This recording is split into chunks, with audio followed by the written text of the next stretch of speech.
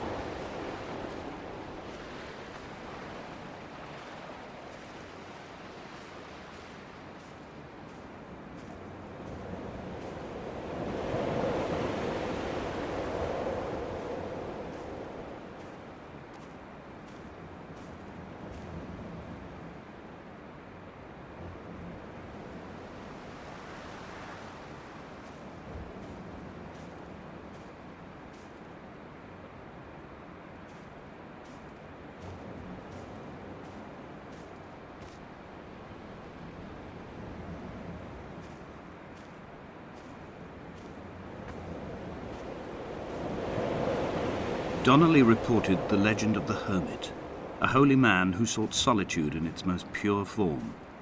Allegedly, he rode here from the mainland in a boat without a bottom, so all the creatures of the sea could rise at night to converse with him.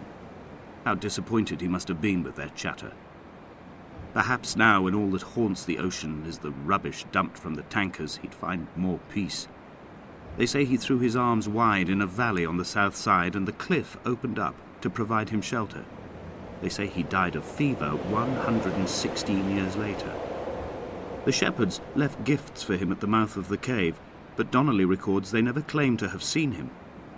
I have visited the cave and I have left my gifts, but like them, I appear to be an unworthy subject of his solitude.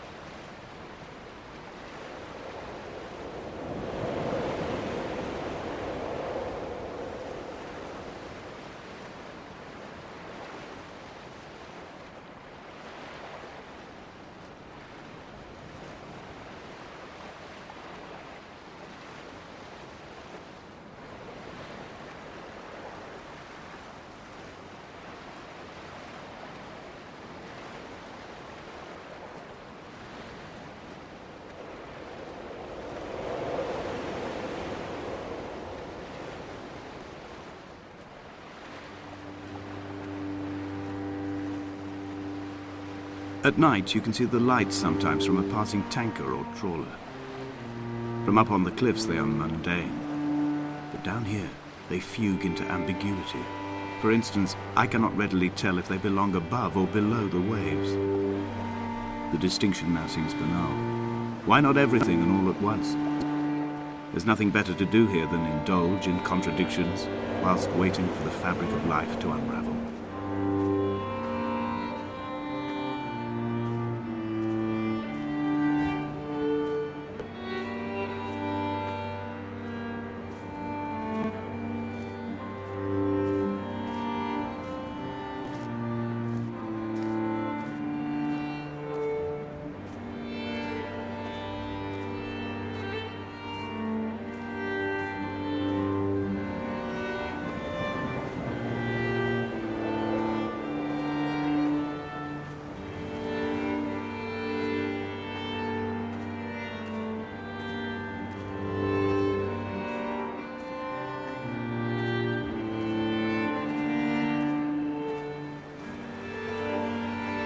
A wonderful sight.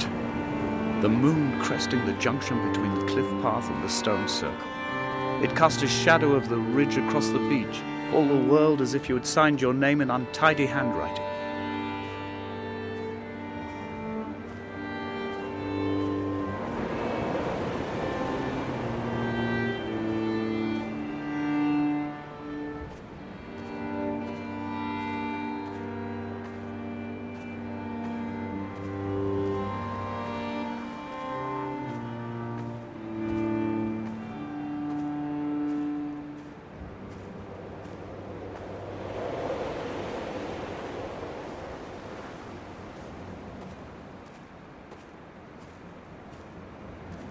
When someone had died or was dying, or was so ill they gave up what little hope they could sacrifice, they cut parallel lines into the cliff, exposing the white chalk beneath.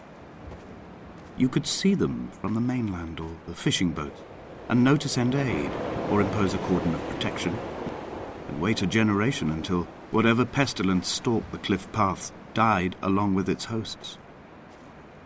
My lines are just for this, to keep any would-be rescuers at bay. The infection is not simply of the flesh.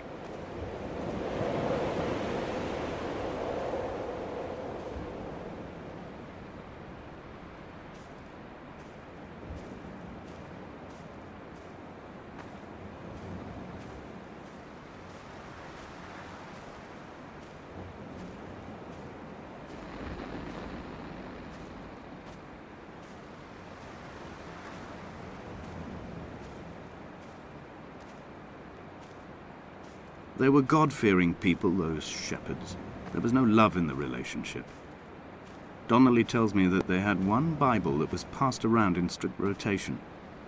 It was stolen by a visiting monk in 1776, 2 years before the island was abandoned altogether. In the interim, I wonder, did they assign chapter and verse to the stones and grasses, marking the geography with a superimposed significance, that they could actually walk the Bible and inhabit its contradiction?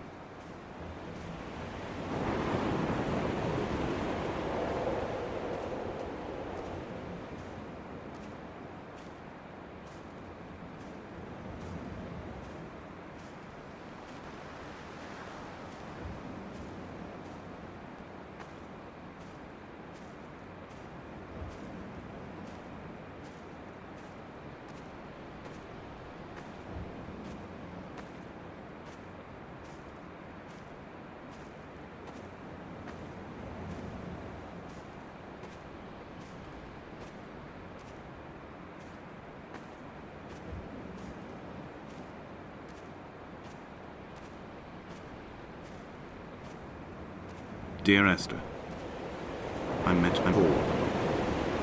I made my own little pilgrimage. My Damascus, a small semi-detached on the outskirts of Wolverhampton.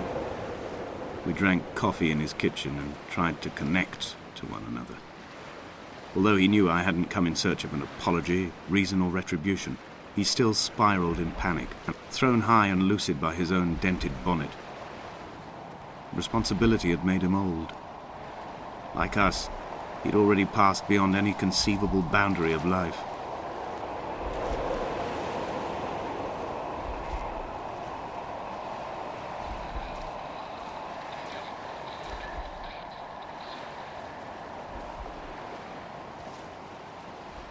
I find myself increasingly unable to find that point where the hermit ends and Paul and I begin. We are woven into a sodden blanket, stuffed into the bottom of a boat to stop the leak and hold back the ocean.